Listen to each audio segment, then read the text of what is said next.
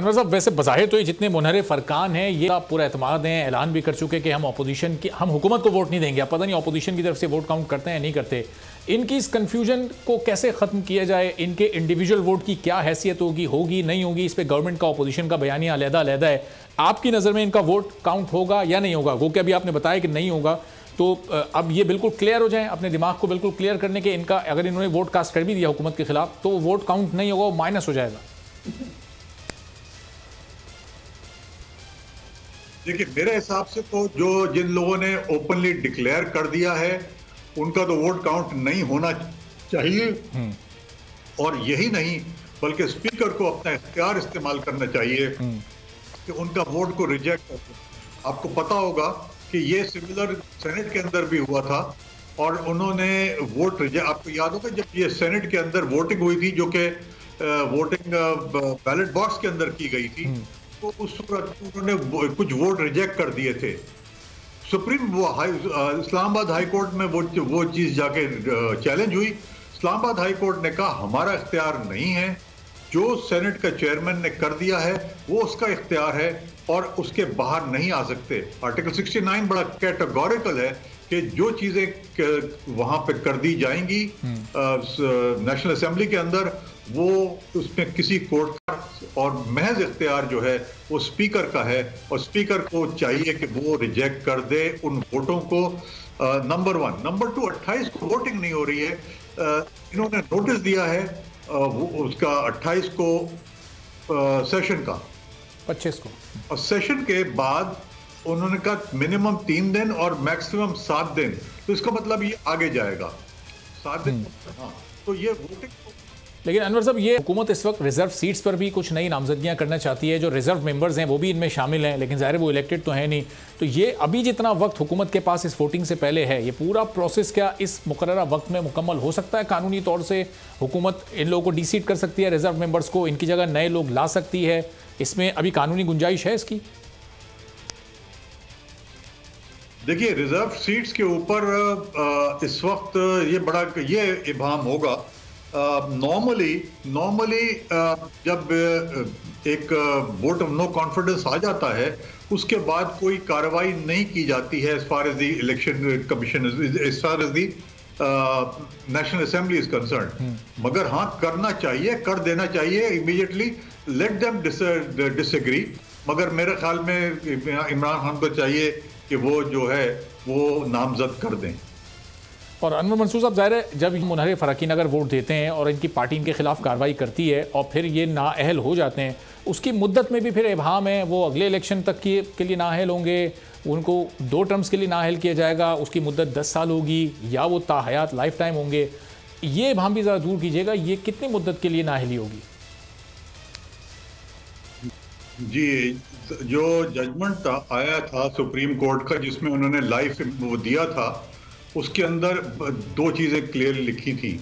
उसमें ये लिखा था कि जिस प्रोविजन के अंदर मुद्दत मेंशन है उस सूरत में वही मुद्दत होगी जो कि मेंशन, अगर वो मुद्दत मेंशन नहीं है उस प्रोविजन के अंदर, तो उस सूरत में ये लाइफ बैन होगा।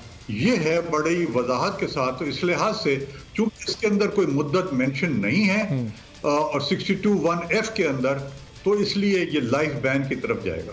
ठीक है। अब अनवर साहब, ये जो स्पीकर असद कैसर साहब ने सेशन कॉल किया है, ये इन्होंने 25 मार्च के लिए किया है।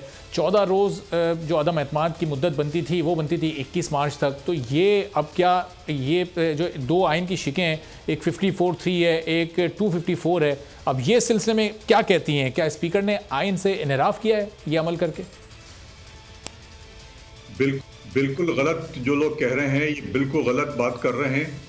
उसमें 54(3) में ये लिखा हुआ है कि वो समन करेगा मीटिंग 14 दिन के अंदर, और उसके आगे जो जुमला लिखा है वो बहुत इंपॉर्टेंट है, मैं पढ़ देता हूं ताकि आपको उसमें वजाहत हो जाए।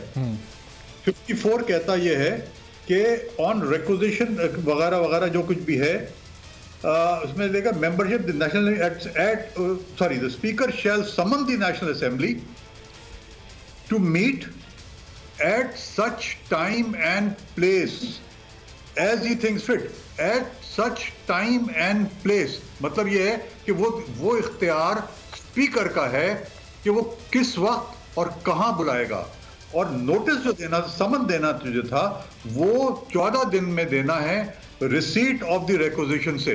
तो समन उन्होंने असेंबली कर ली 14 दिन के अंदर अंदर, और 25 तारीख उन्होंने दे दी कि ये 25 तारीख को आएंगे।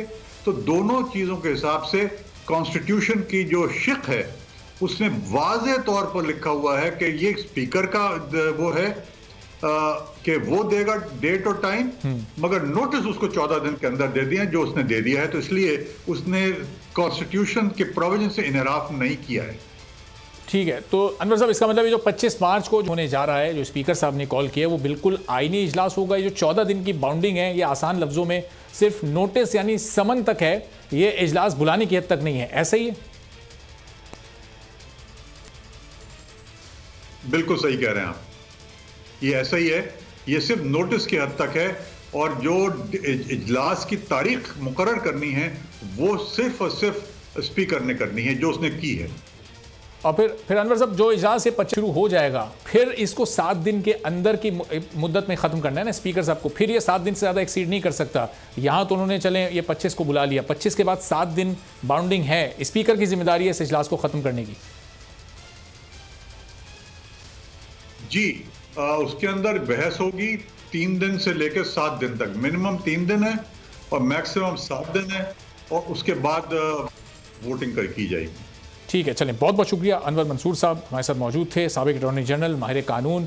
बड़ी वजाहत के साथ उन्होंने बता दिया कि 25 मार्च को जो इजलास बुलाया जा रहा है बिल्कुल गैर आईनी नहीं है। आज सुबह से हम देख रहे थे कि अपोजिशन की जमातों के बहुत सारे अहम रहनुमा ये कह रहे थे ये इजलास गैर आईनी होगा, 21 मार्च को ये बुलाया जाना चाहिए था, 25 मार्च बहुत ज़्यादा आगे बढ़ा दी गई है। लेकिन अनवर मंसूर साहब ने बड़ी इसकी वजाहत की कि 14 दिन के अंदर स्पीकर को समन करना होता है और टाइम और वक्त का तयन वो खुद करते हैं। सब्सक्राइब करें और बेल दबाएं ताकि कोई खबर रह न जाए।